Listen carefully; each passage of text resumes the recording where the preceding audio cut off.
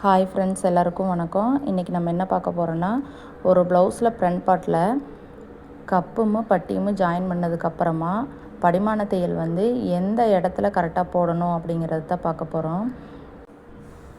பாருங்கள், பட்டியில் இந்த பிசுறு வந்து கீழ்ப்பக்கமாக இருக்கிற மாதிரி இப்படி எடுத்து வச்சுட்டு கீழ் நோக்கி வச்சு நம்ம வந்து ஸ்டிச் போடுறோம்.